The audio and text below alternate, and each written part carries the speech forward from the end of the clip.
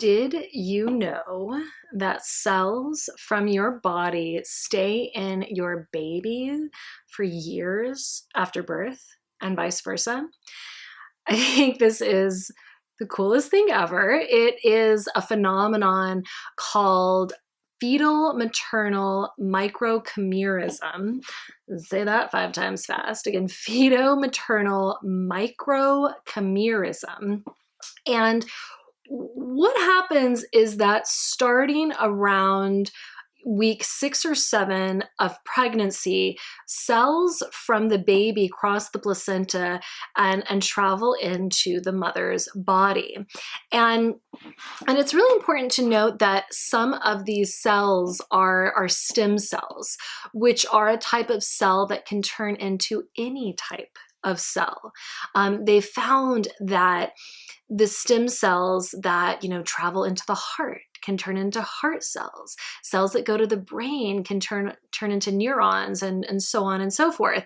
And because these cells seem to be more concentrated in diseased tissues in the mother's body than tissues that aren't diseased, researchers are looking into whether these cells might actually help to heal parts of the mother's body by supporting, the production of things like collagen, protecting women against autoimmune disorders, and, even helping to detect and fight off cancer cells later in life. But researchers are also examining, if these cells might also cause some harm. So jury's still out on that. This is something that is continuing to be researched. It's also believed that these cells could actually increase levels of maternal hormones that support, post-birth functions like breastfeeding. And another way that these cells impact the mother's body is in the thyroid gland. So it's believed that these fetal cells might be able to tell the mother's body to generate more heat, which can help nurture the baby. And finally, researchers are studying whether or not fetal cells in the brain might impact the mother's behavior. But there's not, currently any conclusive findings about this. So some of the baby cells can cross into your body, but some of your cells can also cross the placenta and enter the baby's body.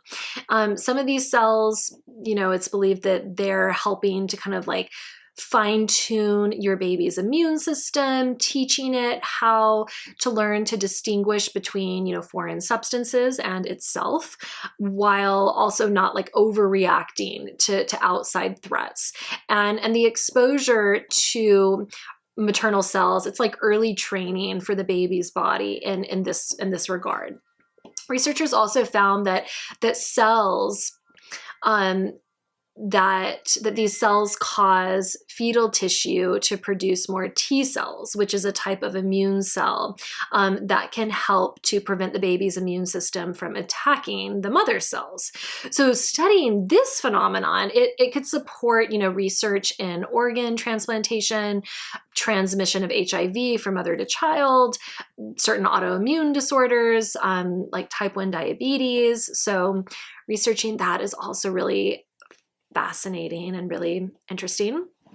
And some of these cells die off. A lot of them die off, actually, soon after the baby is born, but some of them can actually last a lifetime in both the mother's body and the baby's body. So for example, like right now, if your mother did not use a gestational carrier, you probably have cells from her body inside you, in addition to the cells of your children, of your child or children that you carried in your own body.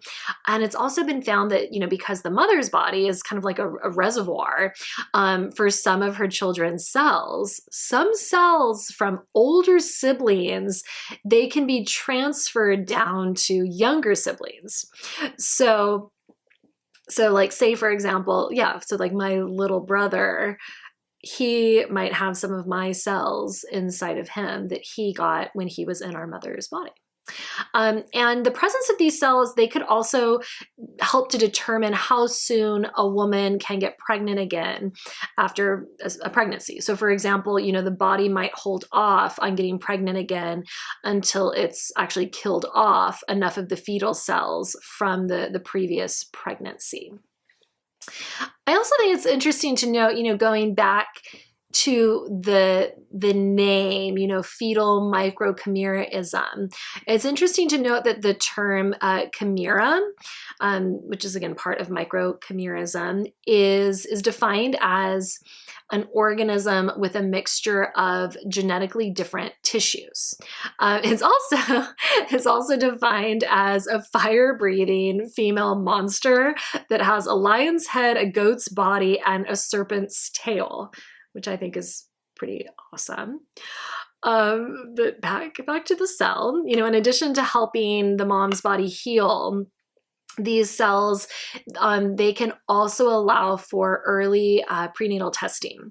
So, now anytime after about week 10 of pregnancy, a woman can get a blood test that allows the cells of her baby, which are in her blood, to be tested for the sex, in addition to, the baby's risk for chromosomal abnormalities like Down syndrome. So I got this blood test at 10 weeks, found out I was having a girl. And again, it doesn't tell you if the baby has any chromosomal abnormalities. It just tells you if they're at risk for these abnormalities.